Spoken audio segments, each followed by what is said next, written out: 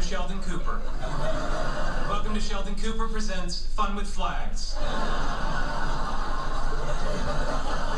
Fun with Flags is not just for the flag aficionado, it's also for the flag novice. So to help me with that, please welcome my friend, neighbor, and flag virgin, yet not a real virgin, Penny. Hello. So Penny, I understand you would like to learn more about flags. Yeah, I can't tell you how many times I've been at a party where everyone's talking about flags and I just couldn't join in. Well, you came to the right place. I'm sorry, can we just pause for a minute? What's wrong? I just think it might look more natural if you talk to me instead of the camera. You know, like a real conversation. It's something we work on in my acting class. Interesting. A few people in the comments section have said that my delivery is robotic. Perhaps that isn't the compliment it sounds like. Yeah, let's try it again, and maybe this time you could work on your body language a bit. You know, when you're all hunched like that, you're shutting the audience out, but when you're relaxed and open, you're inviting them in. Right. And which one do I want? Let's try open. Our friend the flags taught me anything is to go where the wind takes you, as long as you remain firmly attached to a rigid pole. Okay, so, as you can see, Sheldon does not have very good nonverbal communication skills. And these skills are going to help you throughout your life. So right now we're focusing on presentation-based verbal communication skills. But these skills can help you in almost any situation, an interview, maybe meeting someone for the first time, any kind of networking event. These things can really help you take your career and your relationships with people to the next level. Nonverbal communication can really help you in some ways by making you look very open and inviting. People want to talk to you, and in a presentation sense, it can really help you solidify your credibility, that you know what you're talking about. It can also do the very opposite and hurt you. If you look closed off, if you look rude, if you look unapproachable.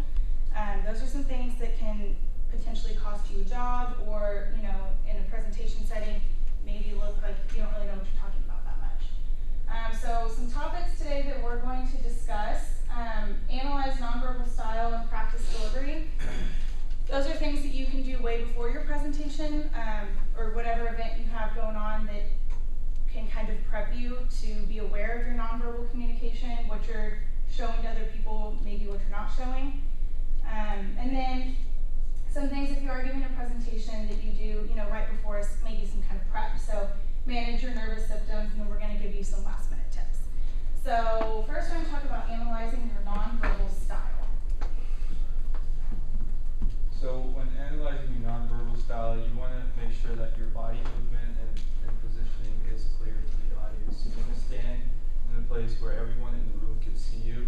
I mean, if there was a room where, you know, the chairs were like in a U shape or L shape, and you were like in the center of the room, everyone in the first half of the area could see you, but while the other part of the audience would see your back. So that's not a clear image of yourself in the audience. So just want to place yourself in a place where everyone in the room can see you. Make sure that you're walking around, not too much and not too little, so that way it's not distracting for everyone. And then next is, you also want to make sure that you're creating eye contact with everyone, obviously because to show that you're genuinely interested in what you're talking about and that you care about your message delivery to the audience. And that you're also, as far as with your expressions, you're creating with your facial expressions, you need to make sure that you're emphasizing on certain points that are important in your presentations, so that way the audience sees that the message you are delivering is important and credible.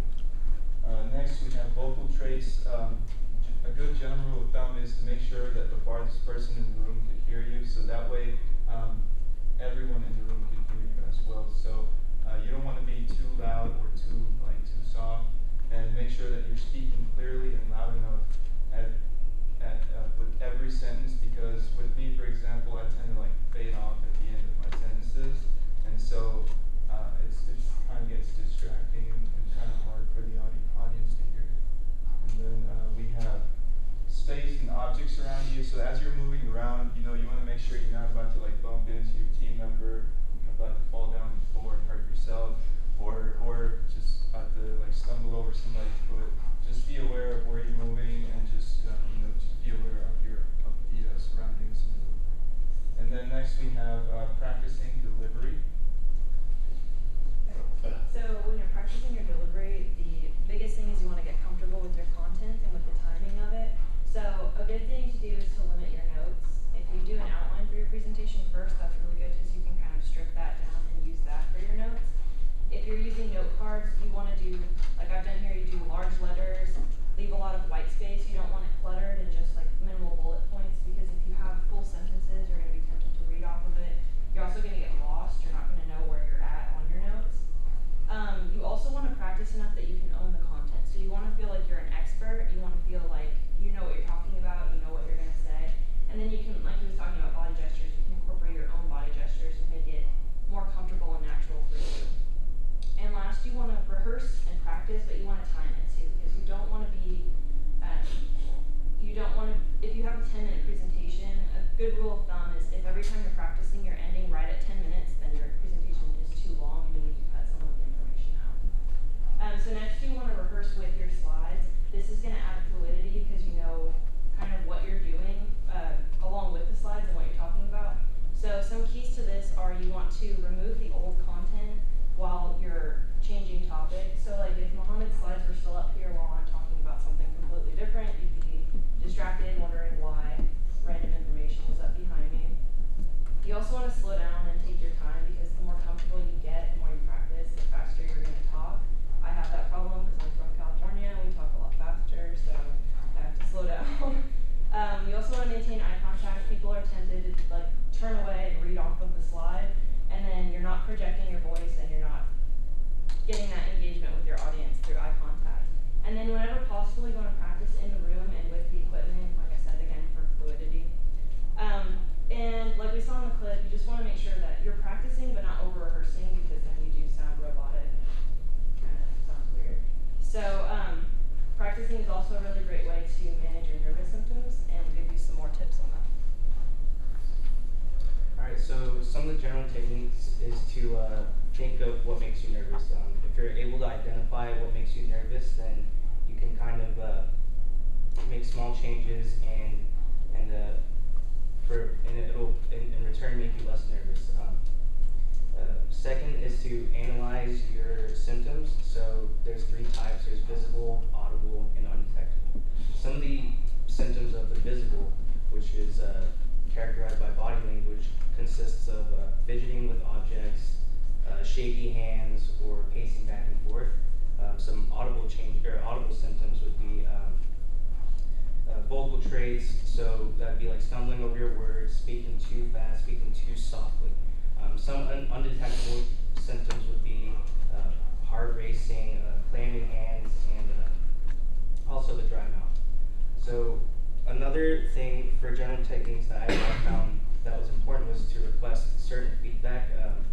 Depending on the situation, you want like specific feedback that will help you in return. So you have to kind of ask the audience to give you certain feedback according to your pitch. And some of the traits would be provide background of the audience when you're rehearsing to the people that you're rehearsing with. Ask what was memorable and find out what you should not change. And so for the physical techniques, you can exercise to control your adrenaline the day of your presentation. They say physical exertion of your choice of physical activities help slow down the heart rate and make you more calm. Another thing would be to breathe deeply. So controlled breathing exercises are an effective way to lower heart rate also and to make you calm, and also to prepare your voice. You want to get a good night's worth of rest before, and then also the day of you want to take a hot shower and drink like warm liquids to soothe your vocal cords. And So for the third, it's mental techniques. So first one would be to try a positive approach. You want to link your feelings to your actions. So if you want to feel confident, then you have to act confident. Second would be to assess your style objectively. So learn how to describe your issues rather than judging your issues based off of the presentation. And third would be picture a calm scene. In order to relax and calm down, you want to visualize a certain image in your mind that makes you calm, that makes you more relaxed, so that during your presentation it'll go a lot smoothly, and you'll feel less nervous. And the last one would be to connect with the audience before your presentation. Do a meet and greet, kind of like say hello, greet them whenever they're walking in, and try to befriend the audience. And I'm going to pass it to Shai. All right, so these are some last minute tips that you can use, straight walking in. So like you mentioned before, manage physical symptoms, but this is kind of more of a practical, you're about to do your presentation type of thing. So kind of self-explanatory, but use the restroom before you present anything. There's nothing worse than standing up here and giving a 10 to 15 minute presentation, let's say, and the entire time you're worried that you have to use the bathroom. And at the end of the presentation, it might come out, like it might show on your face. So trying to eliminate that, use the bathroom, drink some water. You don't want your voice to be scratchy or, your throat to hurt as you're talking, and that keeps you from projecting. Improve your mental state, so try and eliminate distractions right before you present. So, maybe put up your cell phone, your laptop, and try and really focus on your content. A quick run through of your presentation can really solidify in your mind that you're confident in the information, you know what you're talking about, and that'll translate into a better presentation, and more people will think that you know what you're talking about because you're confident about it. And this also goes in with, getting a good night's sleep. Don't try and give a presentation you just woke up 2 hours ago, that you got 30 minutes of sleep, you pulled an all-nighter, and you're trying to present. You're going to be a little bit scatterbrained at that point. You might start rambling. You'll probably look tired, which no one wants to do when they're presenting in front of people. And then just relax. So when you start your presentation, try and take a deep breath.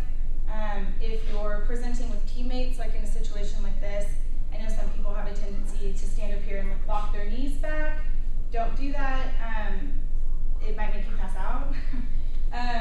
Just, try and relax, try and make eye contact, and it'll help you kind of get into the presentation a little bit more, and you won't seem as nervous or as flustered. So those are our tips. Like I said before, these tips will help you. We focused on the presentation setting, but when you think about it, we're going off to get jobs, we're going off to get internships. Every interview, every networking event is a presentation of yourself. And so these things are really going to help you. If an employer sees that you're standing like this and you look down a lot, that shows that you're not confident. In a presentation, that would mean you're not confident in the information. People aren't going to trust what you're saying. If it's in an interview or a networking setting, that shows that you're maybe not confident in yourself. And that can translate badly into an interview as well. So, like I said, these things can really, really help you. If you look inviting, you look warm, more people are going to want to talk to you, and it's a lot easier to trust you, and you look more like you know what you're doing. On the opposite, if you sound robotic in a presentation or an interview, you seem scared, you're flustered, you're sweating, you're nervous, people are going to pick up on that, and it may not help you, further your career like you want. Good news, the latest episode of Fun with Flags is online. Oh, that's right. How'd it go with Penny? Much better than I expected. She even gave me some helpful tips about acting and body language. Watch. Welcome to my world. Not welcome to my world. Welcome, not welcome. Subtle but powerful. I know. I'm still learning to control it. Did you tell Penny how helpful she was? Why would I do that? Because she's your friend and she did a nice job. I'm sure she'd like to hear it. All right. So, Sheldon learned open and close, which is, ends up being very important, and he's over exaggerating a little bit, but just take away from this presentation, be confident, make sure you prepare for a presentation or even an interview or something like that. In an interview setting, do your research, make sure you know your resume, little things like that. And then, keep breathing. I know some of us can get really nervous and things like this, either a presentation, networking, meeting with a manager of a company for an interview. So try and relax, try and breathe in and out, and have confidence in yourself. So that concludes our presentation. Anyone have any questions? On the mental techniques, what were the first two? The first two mental techniques? Yeah. Well, I said try a positive approach, which is like linking your feelings and actions together. So if you want to feel confident, you need to act confident. And then the second was assess your style objectively. And so that means learn how to describe rather than judge your issues based off your PowerPoint or presentation.